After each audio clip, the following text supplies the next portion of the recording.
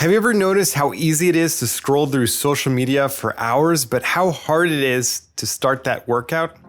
That's friction at work. Today we're gonna flip the script and use friction to our advantage. Ready to learn how? What's up, friends? Paul here. Let's talk about how to use friction. You know, that thing that makes some stuff super easy and other things a real pain. But here's the cool part. We can actually use friction to make our lives better. Imagine making it hard to watch TV, but easier to cook a healthy meal. Or setting up your room so working out is a breeze, but snacking takes more effort. That's what we're going to be exploring today. We'll look at how simple changes in our environment can lead to big improvements in our habits and lifestyle. It's all about using friction the smart way. So we've talked about using friction to our advantage, but you might be wondering, does this stuff actually work? Well, my friend, let's dive into the science behind it all and see how it works and what the experts have to say. So first up, we need to talk about willpower. You know, that thing that we need tons of to make good choices? Well, it turns out it's not as important as we thought. Wendy Wood, a professor of psychology and business at the University of South Carolina, says that willpower is actually overrated when it comes to changing our behavior. Instead, she found that tweaking our environment is way more effective. So here's something that's pretty crazy. Wood's research shows that about 43% of what we do every day happens in the same context, basically. So that means almost half of our actions are on autopilot, basically. So we're not even thinking about them. It's like when you grab your phone as soon as you wake up, it's just automatic. Now let's talk about how this relates to friction. So James Clear, the author of Atomic Habits, says we can use friction to build good habits and break bad ones. So if you want to start a good habit, make it super easy to do. If you want to quit a bad habit, make it harder to do. It's that simple. So basically, James Clear gives some awesome examples of how this works, basically. So like, let's say you want to watch less TV. You can just unplug it after each use, so you'll have to go plug it back in every single time. Or let's say your phone's distracting you. Put it in another room. So these little obstacles can make a big difference. But why does this work? Well, it's all about how our brains make decisions. When something's easy to do, our brain says, yeah, let's do it. But when there's a friction, it makes us pause and think. And that little moment can be just enough to help us make better choices. So just think about how Netflix autoplays the next episode, or how Amazon lets you buy stuff with just one click. They're removing friction to keep you hooked and to buy more.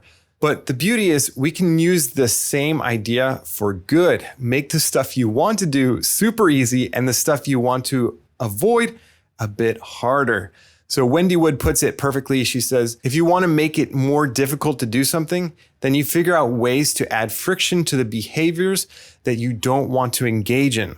It's like giving your brain a little speed bump every time so that you slow down and think. The science behind friction is all about making our environment work for us, not against us. It's not about having iron willpower or making huge changes.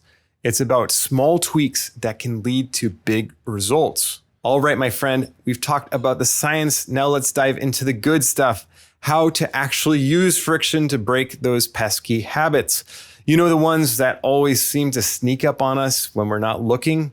So James Clear says that there are three main ways to break a habit. Number one, elimination.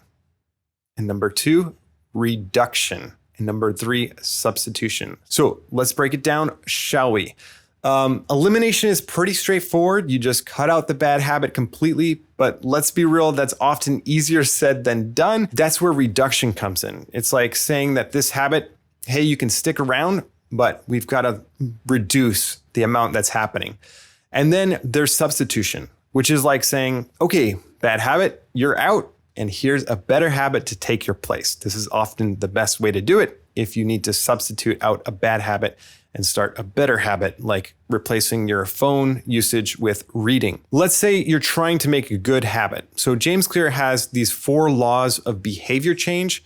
And so if you want to make a habit permanent, You want to make it obvious, attractive, easy, and satisfying. So the cool thing is we can actually flip the script on the 4 laws of behavior change to break bad habits. Instead of making habits obvious, attractive, easy, and satisfying, we do the complete opposite and we make them invisible, unattractive, difficult, and unsatisfying. So let's look at some examples.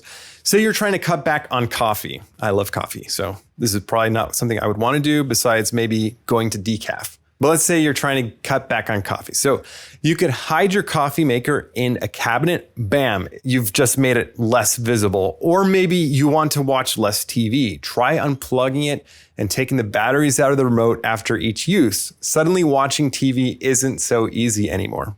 Here's one I love. So if your phone's distracting you, just put it in another room. James Clear says that when he's done this, he barely even thinks about his phone for hours. It's out of sight, out of mind. So James Clear typically leaves his phone in another room until lunch. So maybe that's something that you might want to consider. Okay, let's talk a moment about digital detox. We all know how easy it is to get sucked into social media vortex, but here's a simple trick. Delete those apps from your phone. Seriously, just hit that delete button. James Clear says that this can keep you from downloading and logging in on your phone for weeks. Wendy Wood suggests if you want to break a bad habit, make it inconvenient. Keep the junk food out of the house. Log out of social media accounts after each use. It's all about creating those little speed bumps that make you pause and think. The cool thing about all these tricks is that they don't rely on willpower. We're not trying to force ourselves to change. Instead, we're setting up an environment to work for us and not against us. So next time you're trying to break a bad habit, don't just rely on willpower. Think about how you can add some friction. Can you make it a little harder to do? Can you put some obstacles in the way? It might feel weird at first, but trust me, it can make a big difference. Remember, my friend, it's not about making huge changes overnight. It's about those small tweaks that add up over time. So go ahead, try adding some friction to those bad habits. You might be surprised at how effective it can be. All right, we've talked about making bad habits harder, but what about making good habits easier? Let's dive into some things that you can try to reduce friction for stuff we actually want to do more of. So there's this idea of resetting the room. It's an awesome strategy from Oswald Nuckols. Basically, it's all about setting up your space for what you want to do next. So after you're done watching TV, instead of just leaving everything as is, you pick up the remote and put it back on the TV stand. You fluff up those couch pillows. I mean, it sounds super simple, but it's actually pretty powerful. One thing that I do is I'll take things out and get rid of trash from my car when I come back home. So if you want to keep your car clean, I seriously recommend trying this out. You'll be amazed at how clean your car stays. So you might be wondering, why does this work? Well, it's all about making your future self's life easier. When you come back to that room later, everything's ready to go for whatever you want to do next. It's like giving yourself a high five from the past. Way to go, team. James Clear is big on this idea too. He calls it priming your environment. It's all about setting things up so good stuff is super easy to do. Like if you want to cook more, try putting out a skillet on the stove and setting out your ingredients the night before. When you wake up, boom, everything's ready for you to whip up that healthy breakfast.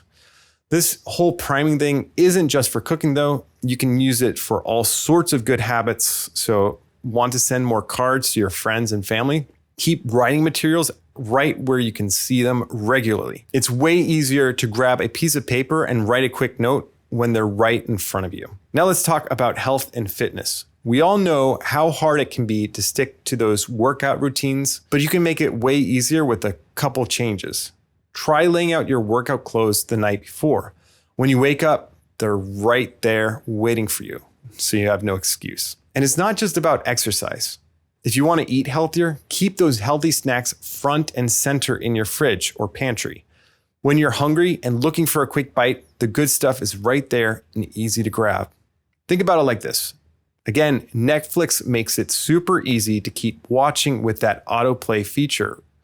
So we can use that same idea for good habits. Make the next step so easy that you barely have to think about it.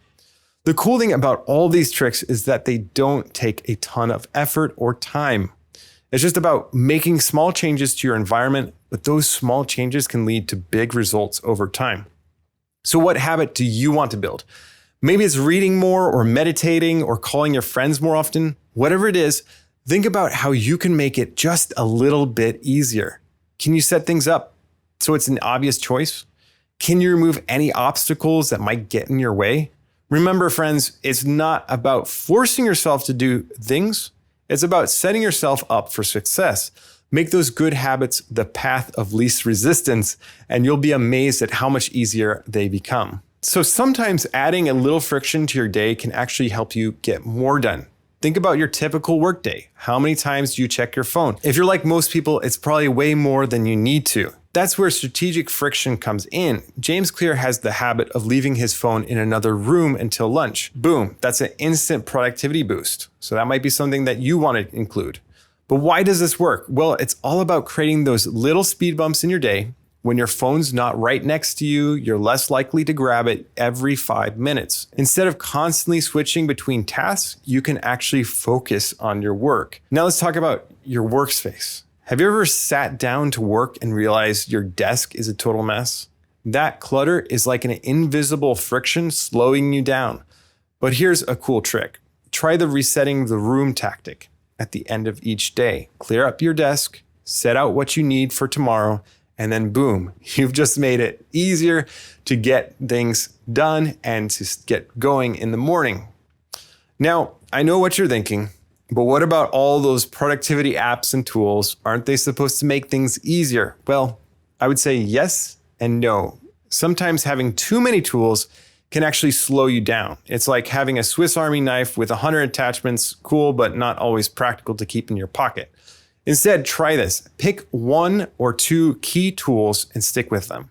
Maybe it's a simple notepad and a pen or a basic to-do list app. By limiting your options, you're actually making it easier to get stuff done. Less time fiddling with the apps means more time actually working. For example, I recommend the power of 1. Find 1 to-do app, 1 calendar app, and 1 notes app. You might have 1 for business and personal, but typically just stick with 1. And I would also suggest stick with whatever you've been using already if that seems to work well for you. Let's talk about something we all struggle with, distractions. The internet is awesome, but it can sometimes be a huge time suck. So here's a neat trick. Try turning off your Face ID on your phone. So now every time you go to use it, you have to type in a passcode. I actually make mine 6 characters long so that it's a little extra to get in. And it creates that friction, and it might just be enough to make you think twice before mindlessly scrolling. Remember, it's all about adding and removing friction to get into the flow and work on your most important tasks. So, ready to try some of the strategic friction in your life? Start small. Maybe leave your phone in another room for an hour or clear your desk before you start work. See how it feels. You might be surprised at how these little changes can make a big difference in your productivity. All right, we've seen how adding or removing friction can make a big difference in our lives, but how do we actually put this stuff into practice? Don't worry, I've got you covered. Let's break it down step by step and make this super easy to follow. First up, we need to figure out where to add or remove friction. It's like being a detective in your own life. Take a day or 2 to really pay attention to what you're doing. Where do you struggle? Where do you find yourself procrastinating or mindlessly scrolling? These are spots where a little friction magic might help. For example, maybe you notice you always reach for your phone first thing in the morning, or you find it hard to start that workout after work. Write these things down. These are usually the places where you want to add friction or remove friction. Now here's where it gets fun. You get to experiment with the different levels of friction. Let's say you want to cut down on your phone time in the morning. You could start small by leaving your phone in another room. If that doesn't work, maybe you even have to give it to a friend or family member to hide until a certain time. But here's the thing, what works today might not work tomorrow. Our brains are pretty smart and they can get used to the friction we've added. That's why it's important to keep checking in with yourself. Are your friction tricks still working If not, it might be time to switch things up. Here's an example of how you can adjust the friction levels with junk food. Maybe start out by just putting the junk food in a hard to reach cabinet. If that stops working, then you can bring out the big guns and lock it up in like something like a kitchen safe if you really need to. I think that's a bit much, but maybe that's for you. Or better yet, just remove it completely from your house. Don't make it a possibility, or substitute out good healthy snacks in place of the junk food. The cool thing about all this is that you're not relying on your willpower alone. You're setting up your environment to work for you, not against you. It's like having a secret superpower. So, what do you say? Ready to give this a try? Start by picking one habit you want to change, then think about how you can add or remove friction to make it happen. Remember, start small and be willing to adjust as you go. It's all about finding clever ways to make the good stuff easier and the not so good stuff a little tougher. So get creative, try new things, and see what works for you. Who knows? You might just surprise yourself with how much you can change. All right, we've talked about all sorts of ways you can add or remove friction to improve your life, but now it's time to put this stuff into action. So friction is like having a secret superpower for building good habits and breaking bad ones. No need for crazy willpower or huge life changes, just small tweaks that can make a big difference. Think about it. What if you could make working out as easy as watching Netflix, or make snacking on junk food as hard as doing your taxes? That's the power of strategic friction. So here's what I want you to do. Pick one habit you want to change. Maybe it's scrolling less on your phone or eating healthier. Now think about how you can add or remove friction to make that happen. Start small, like moving your phone to another room or keeping fruit on your desk. Remember, it's about setting yourself up for success. So go ahead, give it a try. You might be surprised at how these little changes can transform your day-to-day life. So best of luck with setting up those good habits and adding friction to remove those bad ones. Before you go, be sure to rate, review, subscribe wherever you listen to podcasts. And until next time, my friends, stay messy.